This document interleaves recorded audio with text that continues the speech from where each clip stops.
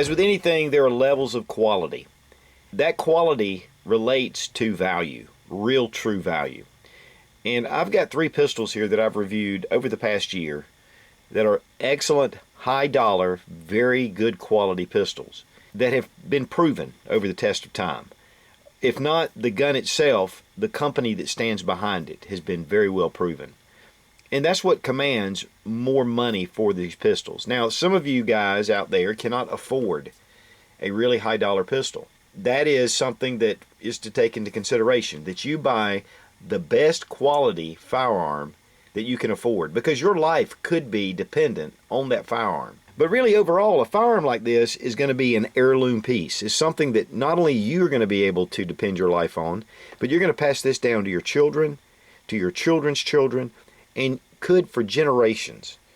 That's the kind of quality that these pistols, and really a lot of your different type pistols, offer. So sometimes we look at the price and we say, well, that's just too expensive.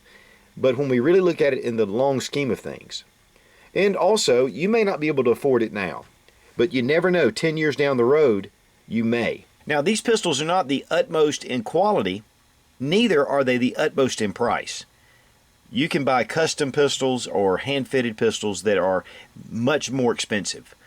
But for the average person, buying something like this for their home defense is very doable. There are some various differences with these pistols. In fact, this pretty much looks at the gamut of this higher end. We have the Sig P226, we have the Sphinx SDP Compact, and then we have the HK P30. Now, these 3 pistols actually represent 3 different styles of pistol. And we have the aluminum frame with the Sig, we have the polymer frame with the HK P30, and then we have a hybrid frame with the Sphinx. And we have an aluminum top half here, and then it comes in with polymer at the bottom. And we're going to talk about that in just a minute, about how this affects this pistol and how polymer and then aluminum affect these 2 other pistols, and yet they retain high quality. I just recently reviewed the Sig P226, and this is a legend. It's been around for a number of years. In fact, it's been around longer than the other 2, and it has a proven track record with military, law enforcement, and civilians for the past 20 plus years. In fact, as I've stated in my earlier video, the Navy SEALs use this pistol and have continued to use this pistol for over 20 years. So that in itself speaks a lot about the Sig P226. The durability, the quality, even in super harsh conditions, this pistol just performs. And really, that is the main thing. You know, if it comes down to it and you pull the trigger and the gun malfunctions, it really doesn't matter how much you spent, because your life could end immediately. And so what is the value of your life? And I think that's really what I want to kind of address today. Next in the lineup is the Sphinx. And this is a Swiss-made handgun that has really been popular in Europe. And it's mainly because of competition circles. These are extremely accurate hand-fitted handguns, and they are exceptional. Many of the hand-fitted competition pieces can bring $3,000, $4,000, $5,000 a piece. So they're extremely accurate, they're very well fitted, extremely quality made. And just now they've started importing into the U.S., and this is their SDP model, which is the service duty pistol. And it still has a lot of the same features that the competition models have. So it's really gaining a lot of traction here in the US. Now, it is a CZ design, but to be honest with you, it's at the pinnacle of the CZ design. Very close to what they're making in their custom shops. But one of the things also about the Sphinx is that it's been around since the 1890s, the company. So this has a very proven track record for quality, and of course it's one of the older firearm manufacturers out of Europe. They've been in business for that long. They really know and have built up a reputation and a legend for being really high quality pistols. And then the HK P30, which HK in itself is world renowned for its dependability, for its incredible designs, for its just over the top toughness. And coming out not only with their pistol designs and the USP and all the other designs that came before that, and then of course with a lot of their new pistols, including this P30, which has taken a lot of the design features of the USP but has really been defined and really a little more compact, more ergonomic, and just a better shooter. But everyone knows the quality of H&K. Now what really got me started addressing this on the video was I had a question on my Facebook page about buying a aluminum frame for a Glock. And you know, I've seen the aluminum frames and I've kind of just thought, why in the world would anybody want to put an aluminum frame on the Glock pistol? I mean, the Glock is renowned for its polymer frame. It's really the pioneer for polymer frames, for durability, for incredible workmanship.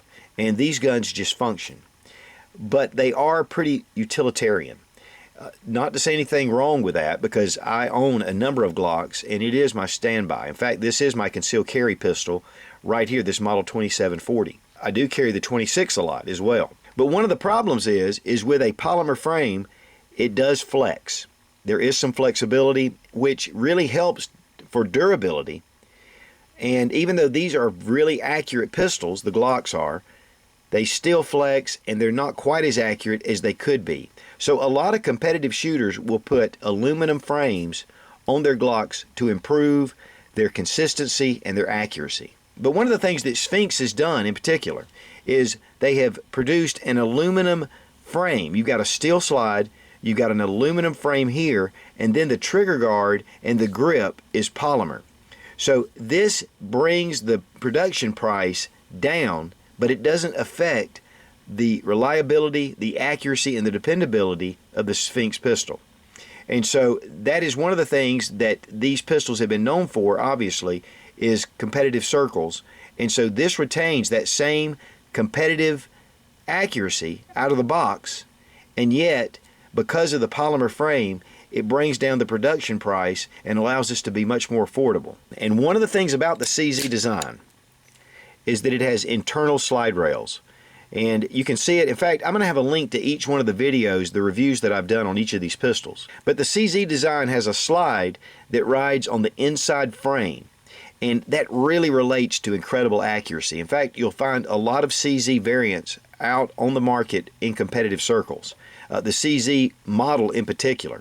And CZ is a fantastic company. I'm a big fan of CZ pistols. But the Sphinx pistol is the like I've said, it is the pinnacle of that design. And so you can see that it rides, the slide rides really low in the frame, which really allows great accuracy. It's very stable because it has a solid rail all the way across. So if you're really wanting out of the box a high quality, competitive, capable firearm, then the Sphinx is really the answer. One of the things about the Sphinx too is it's not so tightly bound. The reliability on these pistols is excellent. I've shot probably 700 or 800 rounds through this pistol without any malfunctions. And one of the things though that you're going to have to do with a really tight tolerance pistol is maintenance is going to be a little more important than it would be, let's say, with the HK P30, which is going to be a little bit more forgiving. But because the tolerances are so tight, it's going to again add to complete accuracy. One of the things that the P30 has going for it is that it does have a polymer frame, and yes, they are fairly accurate. It really makes it super ergonomic. It does have a very proprietary recoil reducing system with the HK, and if you've ever fired one of these, you'll find out that it is a beautiful gun to shoot. In fact, this is one of my favorite handguns because the accuracy and the quality of this pistol is just extremely exceptional. In fact, if you lay a HK P30 down with other polymer type pistols that are in this class, you immediately know that the HK P30 is a superior product. The other night, we had some friends over and we had a couple of pistols laying out. I know that surprises many of you. And one of the girls walked up and she was looking and she said, you know what? She goes, out of all these pistols on this table, that's the one I would choose. She said, I can just tell the quality of this pistol. And she really didn't know anything about guns. And it was funny because I said, you know, you picked out the top of the line that was laying on the table. And this is extremely well fitted in the hand. The slide, everything is just well machined. So, you know, again, it all goes down to what you're looking for as far as what you want to carry. But the Sig does have an aluminum frame, which does, again, build in the accuracy for this pistol. But really, the accuracy is not what people are looking for. They are looking for good combat accuracy, and it does that. I mean, it's a very accurate handgun. It shoots well. But for precision accuracy, the Sphinx gives you a little more just because of the tight tolerances. We don't want tight tolerances with the Sig because we want to have a little bit of leeway so we're able to function this pistol even in extreme, harsh, and rough conditions. And I'll tell you, Navy SEALs face those conditions every day. They need a very reliable pistol, yet they need that balance of accuracy as well. So that's one of the reasons why the Sig has remained where it has all these years. And one of the things that I've learned too is that even guys that shoot SIGs for many years, that have been in the arsenal, that have been shot thousands of rounds through them, they still retain their durability and they still retain their accuracy. And that speaks a lot about the system that Sig has put together. So each one of these, even though they're different in design and different in frame makeups, each one has its own ability to be top-notch in its class. Now, even though aluminum is lightweight, it's still heavier than your typical polymer frame. The Sig weighs 31.4 ounces. The Sphinx weighs 30.6 ounces, so it's not quite an ounce difference. But the P30 weighs 25.6 ounces, so it really drops the weight down considerably under the other two. But one of the things about the weight is that it gives you a little more recoil management in the hand. It gives you a little more balance. So there are different things to weigh out when choosing the right pistol. Now, all three of these grips are excellent. With the Sig 226, this one actually has the E2 grip, which is a little more curved here. The traditional P226 grip is a little more straightforward. It doesn't have this deep recess right here as much as the E2 grip. And so they've started going more toward the E2 grip, but you can still get the basic grip from Sig. But this makes it a very ergonomic grip. And I'll tell you, out of all the Sigs, I really love this new E2 grip. And with the Sig, there aren't any interchangeable grips. What you have is what you get, but it is very ergonomic. With the Sphinx, it has two other interchangeable back panels. This whole area around this grip, which it is a rubberized coating to it. And this is interchangeable. You can replace it and put a larger or smaller grip on this handgun. And so it's really nice to grab, and it really molds into the hand. Of course, all the CZ designed grips, and that's what this follows, are some of the most ergonomic pistols on the planet. If you ever have a chance to grab a CZ, any type CZ, you'll know right away that it has a really exceptional grip to it, very ergonomic. With the P30, not only can you change out the back straps, but you can also change out the side panels independently. So you have 3 total back straps and 3 sets of side panels. And this really gives you a very customization for your handgun. I mean, there are so many different ways you can go and to build this, with the palm swells or without, to make it super thin. Also, it has a really nice texturing on here that is just really grippy, not like sandpaper, but yet not like a rubberized type grip. It has a really good solid feel to it. Now that's going to lead us to the trigger system, but one of the things I want you to take note of is that each one of these are hammer fired. Not one of them is striker fired. Now on the Sig P226, it's a double action, single action pistol. That first double action trigger pull is long, heavy, but yet very smooth. So it's a pretty hefty break. And then single action is about 4.5 pounds. It's crisp, it's very nice, and this aids with accuracy.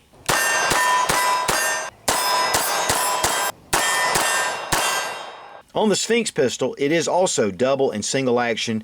The first pull is also 10 pounds. It is really smooth before the break. But your single action trigger pull is 3 pounds. It's really crisp. It's really clean. And that's one of the things that the Sphinx has done, is added their competition triggers in the SDP pistol line. So it gives you an exceptional trigger, and so it really lends to really good accuracy.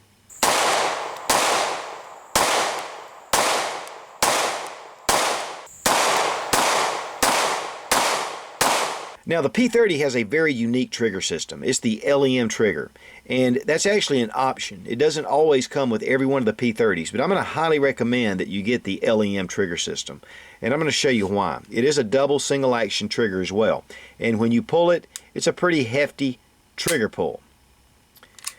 But once the gun has been charged, once it's been cocked internally, you can see that the hammer's still down, but this gun has been pre-cocked. And so when you pull the trigger, once you have a round in the chamber, if you're carrying this in a holster and you draw it, it is a really lightweight trigger. And then you have a nice trigger pull. Subsequent shots has a very nice reset. And again, it's a really easy trigger. That means that you're going to have a lot of consistency with this trigger pull. You're not going to have that first double action long pull and then subsequent short pulls as you do with these two pistols. With the HK P30 with the LEM trigger, it is a consistent trigger pull every time, and I think that is a huge advantage.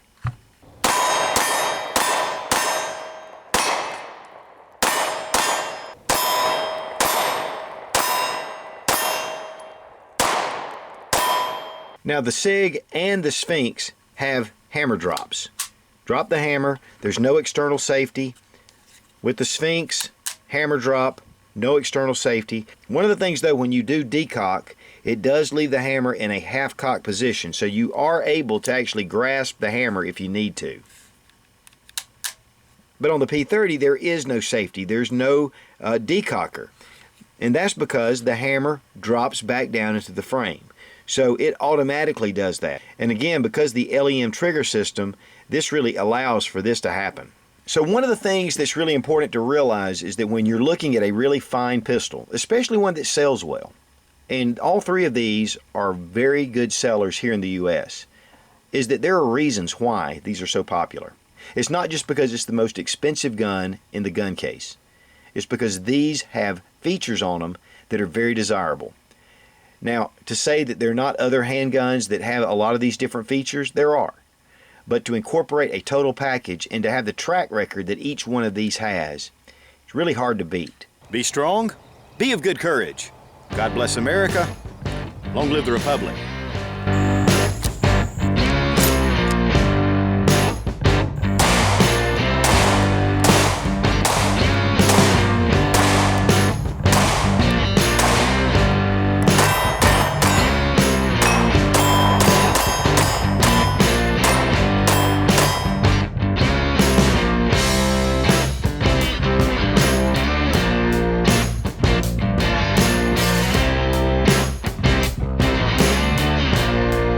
Now this particular 226 has the E2 trigger.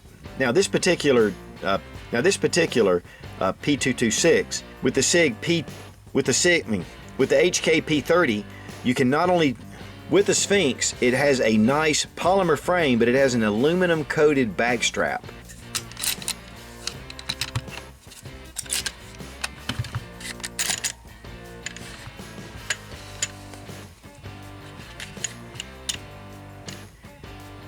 Of course, all these guns are safety checked. Okay. Of course, all these guns are unloaded.